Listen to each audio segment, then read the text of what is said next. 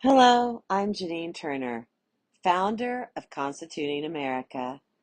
I and Kathy Gillespie, Constituting America's CEO, welcome you to our annual 90-day study. 90 plus 90 equals 180.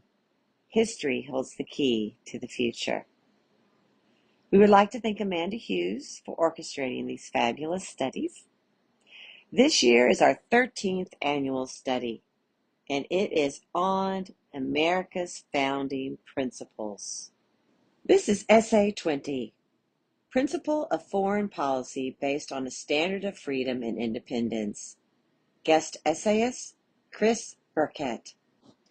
Thomas Paine, in his The American Crisis, December 19, 1776, Pamphlet 1, speech on, quote, "These the times that try men's souls," end quote, not quitting in their fight for independence, writing how tyranny is not easily conquered, quote, "Britain, with an army to enforce her tyranny, has declared that she has a right not only to tax, but to bind us in all cases whatsoever," end quote. The same principles that breathed life into Thomas Paine's resistance to tyranny and justified the American Revolution also formed the basis of the American sense of justice in foreign policy after 1776. The American founders believed that the guides derived from the principles of the Declaration of Independence would better enable them to formulate policies that would satisfy the demands of interest and justice. That is, that would do justice to our own citizens by securing their rights, but would also do justice to foreign people by respecting their independence. In essays 17 and 18 of this study, we saw that, according to the principles of the American founding, the American people have a right to domestic sovereignty and political independence. And because government has a moral obligation to secure the rights of its citizens, the government of the United States has a duty to preserve the nation's political independence.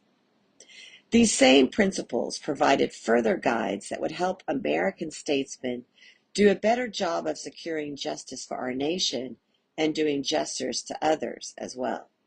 American statesmen believed, first of all, that when possible, peaceful means to resolve conflicts with other nations should be preferred. The founders practiced the doctrine of, quote, "peaceful appeals when possible," end quote, in the American Revolution itself, by making every possible appeal to the king for a peaceful resolution to the conflict before resigning themselves to an appeal to heaven. The manner in which Americans came to declare the British to be not only a foreign people but enemies was a long process involving many attempts to reconcile differences peacefully. After the, quote, "long train of abuses," end quote, detailed in the list of grievances against the British, for example, the Declaration of Independence emphasized that, quote, "in every state of these oppressions, we have petitions for redress in the most humble terms. Our repeated petitions have been answered only by repeated injury," end quote. In 1775, the Continental Congress had issued the, quote, "olive branch petition," end quote, to King George III in 1775 in a last effort to persuade him to come to his senses, stop further bloodshed, and prevent the escalation of hostilities. The appeal to the king was unanswered, and so the Americans were forced to make the, quote, "appeal to heaven," end quote, through a resort to arms and eventually by declaring independence. Second, founding-era statesmen believed that the United States should respect the equal right of other nations to political independence as much as possible. The right to political independence, derived from the fundamental, quote, "laws of nature and nature's God," end quote, is a universal right, not an exclusive right of the people of the United States. This right to political independence, therefore, also means that the United States should respect the political independence and domestic sovereignty of all other nations as much as our own security will permit.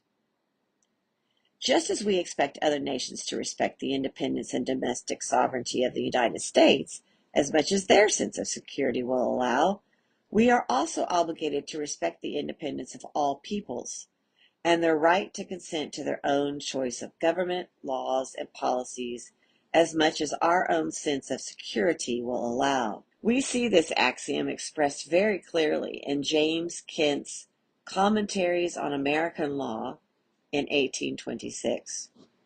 Quote, "Nations are equal in respect to each other. This perfect equality and entire independence of all distinct states is a fundamental principle of public law. It is a necessary consequence of this equality that each nation has a right to govern itself as it may think proper, and no one nation is entitled to dictate a form of government or religion or a course of internal policy to another." The American founders believed that by following these two fundamental principles, preferring peaceful measures and respecting the independence and sovereignty of other nations as much as possible, the United States would avoid giving just cause for war to other nations. This end would also be promoted by performing our engagements, fulfilling treaty obligations, paying debts, and showing little or no favoritism toward particular nations. We can see these basic principles of American foreign policy thought displayed in many symbolic images. For example, the Gadsden flags, popular during the American Revolution, portrayed a rattlesnake with the words, "Don't tread on me," on them. This signified America's willingness, like the rattlesnake, to leave others alone when not threatened. But it also showed the willingness of the United States to strike powerfully and quickly when meddled with. This also reflects the claim in the Declaration of Independence that, quote, "We hold the rest of mankind, enemies in war, in peace friends," end quote. Christopher C. Burkett is Associate Professor of History and Political Science and Director of the Ashbrook Scholar Program at Ashland University. I thank you for joining us for this essay and this wonderful study on America's founding principles.